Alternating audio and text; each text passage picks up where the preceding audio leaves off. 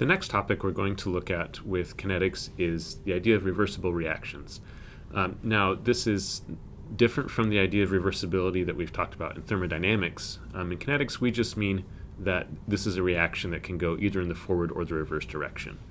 And so if we have, say, A turning into B, this would be a reaction that can also go in the reverse direction. Now, we can think about each of these reactions, both the forward and the reverse reaction, having their own rate law, and they'll have their own rate constant.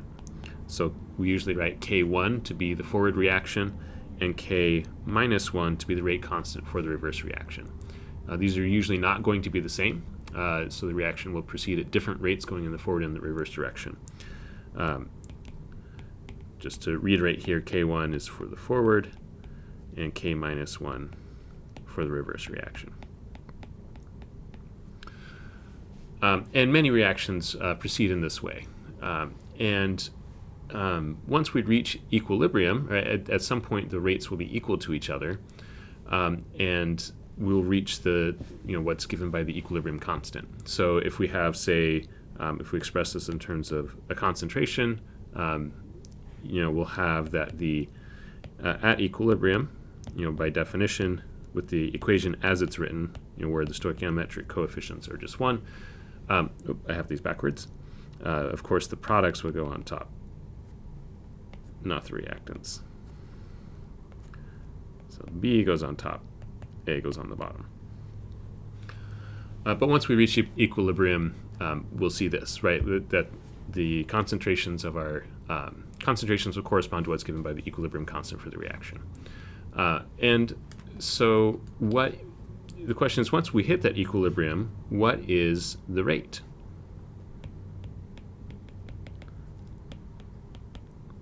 So I want you to pause and think about this.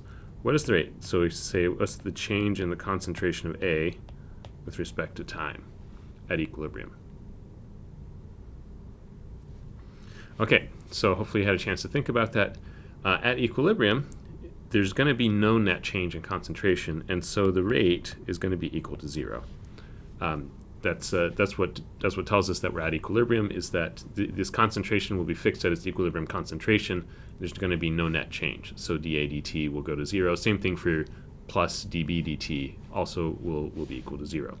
Now the reaction is still occurring, right? You still have A turning into B, but B is turning back into A at the same rate. And so overall, there's no net change in the reaction. This is what we refer to as a steady state, where the rates of forward and reverse reaction are equal to each other. Okay, and so let's look at this in the case where we have sort of the simplest possibility, which is that we have a first order reaction for both the forward and reverse reactions.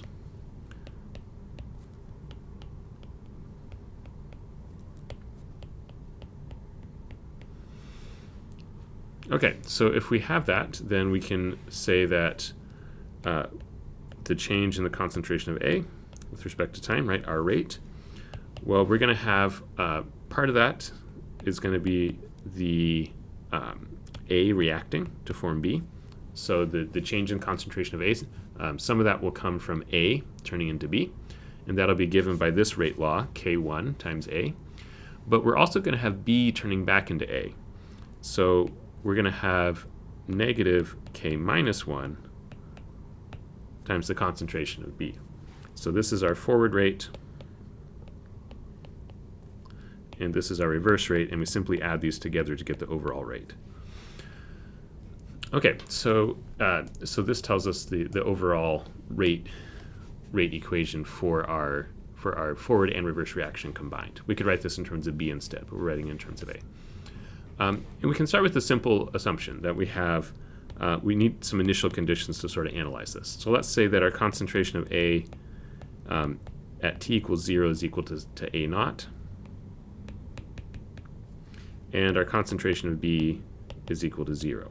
Basically, we're saying we're going to start with just A, and then we're not going to have any B that's at the beginning, and it'll be produced over the course of the reaction until the system reaches equilibrium. And so we could also say that since any B that's produced comes from A, the concentration of B at any given time is going to be whatever the concentration of A naught is minus whatever the current concentration of A is. So basically whatever A is left over, anything that's not currently A is B. So then we can go ahead and substitute so that we have everything in terms of just our concentrations of A. So we can write our rate equation again, dA dt is equal to K1 times A minus K minus 1 times A naught minus A. So we just made the substitution of what we can define B to be. We can simplify this, and we'll have one term in terms of A, one term that has A naught in it, so we'll have K1 plus K minus 1 times A minus K minus 1 times A naught. Okay, and so we've reached an equation that we can now integrate. And so in the next video, we'll look at integrating this and what does this integrated rate law look like.